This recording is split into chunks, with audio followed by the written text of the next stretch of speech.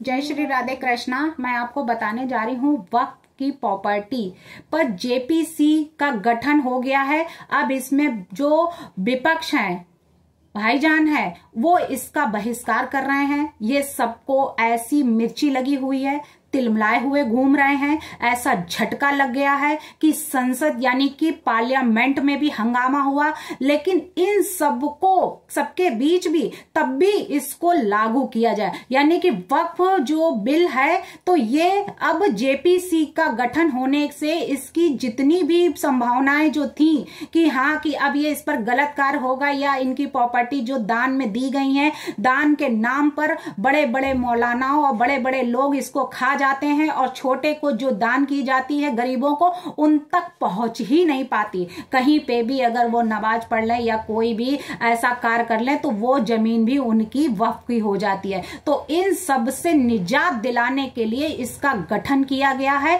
JPC का। अब JPC इस पर किस तरीके से कार्य करेगी उसमें बौखलाए हुए हैं सभी विपक्ष। तो अब इसका बहिष्कार करने से कोई फायदा नहीं है, क्योंकि अब इसका सलूशन जेपीसी ही निकालेगी। तो वक्फ बोर्ड पर जो बनी जेपीसी तो वो कैसे करेगी अब इस पर काम, तो अब इसमें कौन कौन से लोग जो हैं वो इसमें शामिल किए। तो वक्फ बिल जो 2024 है, इस वक्फ संशोधन विधेयक के लिए जो जेपीसी का गठन किया गया है, इस गठन में कुल 31 जो मेंबर हैं इनमें शामिल किए गए हैं। अब ये इस पर कार्य करेगी। इन्हीं दिनों यानी कि देश में वक्फ बोर्ड खासी चर्चाओं में भी रहा है, जिसमें कि अब जब प्रॉपर्टियां बांट दी गई हैं कि पाकिस्तान आपका है, हिंदुस्तान हमारा है, विभाजन हो चुका है, फिर भी अब पाकिस्तान में जो प्रॉपर्टी है उसको छोड़कर हिंदुस्तान आ गए, तो प्रॉपर्टी उनकी पाकिस्तान में भी सेफ है और हिंदुस्तान में भी कब्जा जमा। तो ये तो कहीं का इंसाफ नहीं है। तो दो दो जगह पे दावा ठोके, तो इसके लिए अब इसका गठन करना आवश्यक हुआ और इसका गठन किया गया है। तो अब जो जहां पर है उसकी प्रॉपर्टी यानी कि जो उसका ऑनर होगा वही उसके नाम की प्रॉपर्टी होगी, लेकिन जो वक्फ की प्रॉपर्टी होती है वो ट्रस्ट की होती है, सरकार की प्रॉपर्टी है, सरकार को जब जरूरत होगी तब उसको ले लेगी। तो अब यहीं पे जो ये संशोधन आया है, तो वक्फ बोर्ड संशोधन बिल जो पास किया गया है 2024, इसमें उन्होंने ये भी कहा है कि जिसे जेपीसी का गठन कर दिया गया है, जिसमें इससे पहले संसद में गुरुवार को जो वक्फ संशोधन विधेयक ऐसा किया गया था कि इसको देश में लागू किया गया है। कांग्रेस सहित कई दलों ने इस्तीफा यानी कि इसका विरोध भी किया है, और विरोध करने के साथ वहीं सरकार ने इस बिल को जो लाने की वजह वक्फ बोर्ड को मिली है, असीमित शक्तियों पर अंकुश लगाया जाएगा। सदन में हंगामे के बीच सरकार ने इसे संयुक्त संसदीय समिति जेपीसी के पास भेजने की सिफारिश की है। ऐसे में सब जो चलिए जानते हैं कि आखिर जेपीसी है क्या और कैसे काम करता है। तो जेपीसी जो है वो संयुक्त संसदीय समिति यानी कि जेपीसी संसद की वो समिति है जिसमें इसका गठन संसद द्वारा किसी खास विषय या विधेयक की गहन जांच करने के लिए किया जाता है कि क्या सही है क्या गलत है। जैसे एएसआई का गठन किया जाता है पुरातत्व की जांच के लिए कि वाकई में ये कितना पुराना है, कब कितने हजार साल पुराना है, वाकई में ये किस पीढ़ी का था, मौर्य वंश का था, हड़प्पा का था, किसका, तो वो उससे पता कर लिया। जैसे कि अभी विष्णु गुप्ता ने मांग की है अजमेर, राजस्थान के अजमेर दरगाह की कि शरीफ नवाज की दरगाह की उसमें जांचें की जाए कि यहाँ पे हनुमान मंदिर था, शिव मंदिर था, ना कि यहाँ पे अजमेर दरगाह थी। तो अजमेर शरीफ की दरगाह को उन्होंने कहा कि इसमें एएसआई की सर्वे बैठाई जाए। वैसे ही जेपीसी जो है वो पता करेगा कि इसमें क्या हुआ क्या नहीं हुआ। तो जेपीसी सभी जांच करने के लिए बनाया जाता है, जिसमें जेपीसी को ये अधिकार होता है कि वो किसी भी व्यक्ति, संस्था या किसी उस पक्ष को बुला सकती है और उससे पूछताछ कर सकती है जिससे लेकर उसका गठन किया गया है। तो इससे क्लियर हो जाएगा, जेपीसी के सामने पेश नहीं होता है, जो जिसको बुलाया गया वो संस्था अगर वहां नहीं आती, वो पक्षकार नहीं आता है, तो संसद की अवमानना मानी जाएगी कि उन्होंने उसका कंटेम्प्ट किया है। यदि ऐसा होता है तो जेपीसी के संबंध रखने वाला जो व्यक्ति या संस्था या इसके संबंध में उस व्यक्ति जो लिखित या मौखिक यानी कि रिटन में या ओरल में या फिर दोनों में से किसी भी तरह के जवाब की मांग कर सकती है। तो ये जेपीसी का कार्य है कि जेपीसी अगर चाहेगी तो किसको बुला लेगी, वो अपना जांच पड़ताल करेगी। जैसे हर संस्था का हर उसका सर्वे, हर तरह की जांच अलग अलग लोग करते हैं, तो हर जगह तो वैसे ही अब वक्फ पर जांच जो करेगी वो जेपीसी करेगी।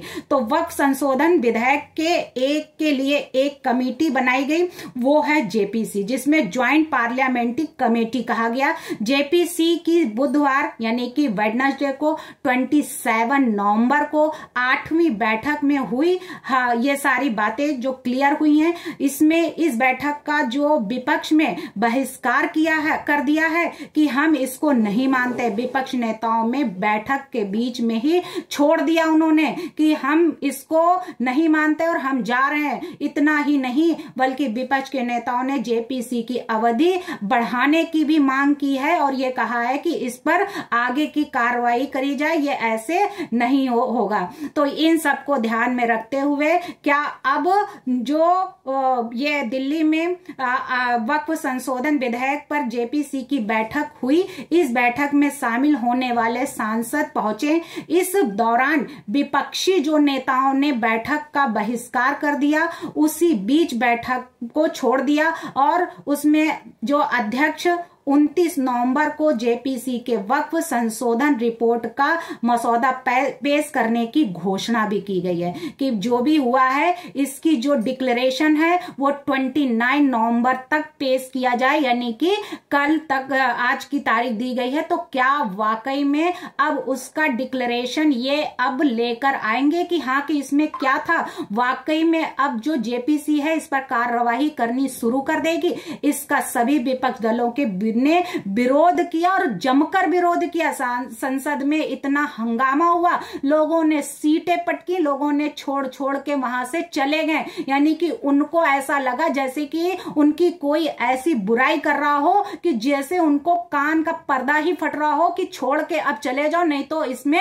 कुछ और ज्यादा हंगामा हो जाएगा। उनको बर्दाश्त ही नहीं हुआ कि अब हम इसको आगे नहीं सुन सकते। तो हमारे ही देश में रहकर हमारे ही देश में जो है इस तरीके का बहिष्कार, ऐसा साथ यानी हिंदुस्तानियों का साथ ना देकर विरोधियों का साथ दिया जा रहा है, तो ये कहां का इंसाफ है। इसमें क्या हुआ है कि दरअसल इसमें अवधि बढ़ाने की मांग जो की है उन्होंने, तो आखिरकार क्यों अवधि बढ़ाने की मांग कर रहे हैं, विपक्ष क्या चाहते हैं वो, तो इसके लिए उन्होंने स्पीकर यानी कि जो और लोग हैं तो जेपीसी का समय बढ़ा दे, इसमें उन्होंने आश्वासन भी दिया है। जेपीसी का समय बढ़ाने के लिए स्पीकर ने ऐसी बातें भी कही हैं। वहीं पे मसौदा रिपोर्ट यानी कि जो होती है मसौदा रिपोर्ट, उसको दरकिनार करते हुए आप कह रहे हैं कि मसौदा रिपोर्ट जो पेश करने के लिए तैयार है, आपने दिल्ली सरकार, जम्मू कश्मीर सरकार, पंजाब सरकार, यूपी सरकार ही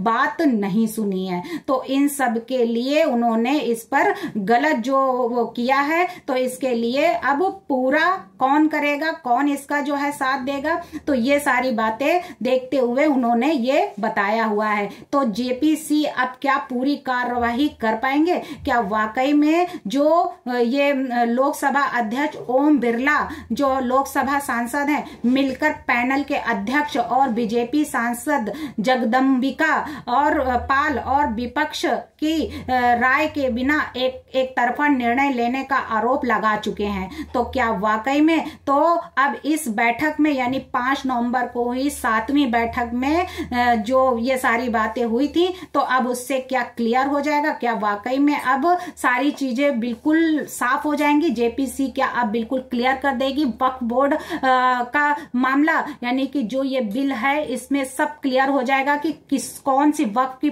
प्रॉपर्टी है, कौन सी वक्फ की प्रॉपर्टी नहीं है, किसको वक्फ का फायदा मिलना चाहिए, किसको फायदा नहीं मिलना, कौन इसका गलत फायदा उठा रहा, कौन इसका सही फायदा उठाने लायक है, किसको वक्फ का फायदा मिलना चाहिए। इसके लिए कोई नियम, कोई कानून अब बनाने की बारी आ गई है। क्या वाकई में जिसका जो हक है, जो गरीबों को मिलना चाहिए, तो क्या अब वो हक मोदी सरकार में मुमकिन होगा? क्या वाकई में अब जो गरीब मुस्लिम है, क्या उनको उनका हक अब मिल पाएगा? क्या वाकई में जो उनके हक का जो बड़े बड़े लोग खा रहे थे, अब वो हक खत्म होकर अब वो गरीबों तक पहुंच पाएगा? तो ये वक्फ का जो ये बिल पास हुआ है, इसमें क्यों इतना बौखलाए हुए हैं बड़े बड़े जो और नेता हैं, जो और लोग हैं, विपक्ष है, तो इसमें उनको क्यों इतने झटके लग रहे हैं? बल्कि झटके तो लगने चाहिए इसमें जो वक्फ की प्रॉपर्टी